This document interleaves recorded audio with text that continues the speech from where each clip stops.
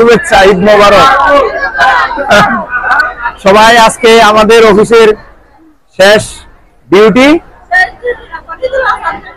ঈদুল আজহার শেষ ডিউটি। আমরা সবাই ঈদের খুশিতে সবাই আনন্দিত নাকি? সবার ঈদ ভালো কাটুক, সবার এই ঈদ সবার জন্য মঙ্গল বয়ে আনুক। এটা আত্মত্যাগের ঈদ নাকি? কোরবানির ঈদ মানে কি? আত্মত্যাগ। আমরা সবাই ত্যাগ করতেছি, ত্যাগের মহিমায় উদ্ভাসিত। তো এটা খুবই আসলে সুন্দর একটা মানে ঈদ, যে ঈদে মানুষ শুধু ত্যাগ করে, নিজের প্রিয় জিনিসটাকে আল্লাহর দরবারে ত্যাগ করে। এটা হচ্ছে ঈদুল আজহা। আল্লাহ পাক আমাদেরকে ইসলাম ধর্মে কিছু বিধিবিধান দিছে, এই বিধিবিধানের নিয়তে আমরা চলি। এই ঈদুল আজহা মানে আত্মত্যাগের মাস।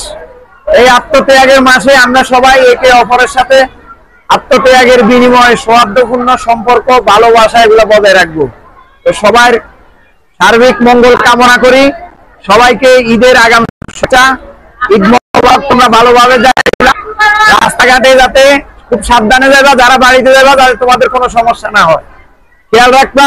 নিজের জানের প্রতি, মালের প্রতি সবাই খেয়াল রাখবা। আরেকটা বড় কথা, হ্যাঁ, আমরা এখানে যারা কাজ করি, ঠিক আছে, এরা কিন্তু সবাই ফ্যামিলির মতো, ঠিক আছে।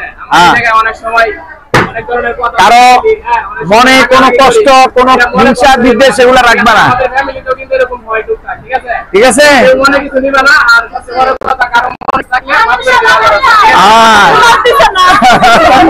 সবাইকে ঈদ মোবারক, সবাইকে ঈদ মোবারক, ঈদ মোবারক, ঈদের শুভেচ্ছা।